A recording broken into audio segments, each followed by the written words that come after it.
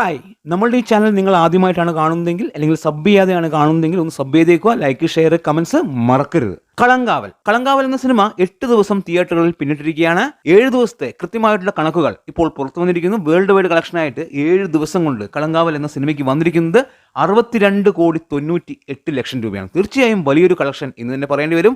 മമ്മൂട്ടിയുടെ സിനിമാ ജീവിതത്തിലെ ഏറ്റവും വലിയ കളക്ഷൻ എന്ന് തന്നെ പറയേണ്ടി വരും. 7 ദിവസം കൊണ്ട് മമ്മൂട്ടിയുടെ സിനിമകൾ ഇതുവരെ നേടിയ കളക്ഷനേക്കാളും ഒരുപാട് മുകളിലാണ് ഈ പറയുന്ന കളങ്കാവൽ എന്ന സിനിമ.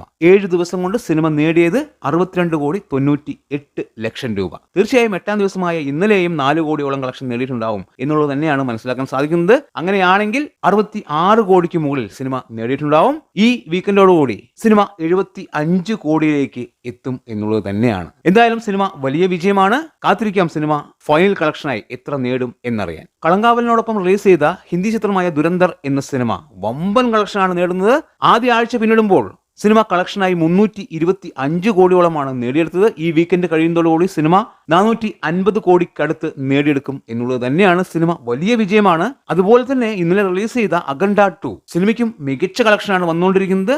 ആദ്യ ദിവസം തന്നെ സിനിമ 60 കോടിയോളം കളക്ഷൻ വേൾഡ് വൈഡ് ബോക്സ് ഓഫീസിൽ നിന്ന് നേടിയെടുത്തു എന്നുള്ളത് തന്നെയാണ് മനസ്സിലാക്കാൻ സാധിക്കുന്നത്. ബാലയ്യ നായകനായ സിനിമയ്ക്ക് മിക്സഡ് റെസ്പോൺസ് ആണ് വന്നിരിക്കുന്നത്. തീർച്ചയായും തെലുങ്ക് പ്രേക്ഷകർ ഈ സിനിമയെ ഇരുകൈ നീട്ടി സ്വീകരിച്ചു എന്നുള്ളത് തന്നെയാണ് മനസ്സിലാക്കാൻ സാധിക്കുന്നത്. സിനിമയുടെ ആദ്യ ദിവസത്തെ കളക്ഷൻ ഏകദേശം 60 കോടിയോളം എത്തും എന്നുള്ളത് തന്നെയാണ് ഇപ്പോഴത്തെ വിലയിരുത്തൽ. അതുപോലെ തന്നെ മമ്മൂട്ടിയുടെ ഡൊമിനിക് എന്ന സിനിമ OTT-യിൽ വരുന്നു എന്നുള്ളത് വലിയൊരു കാര്യമായിട്ട് കാണുന്നു.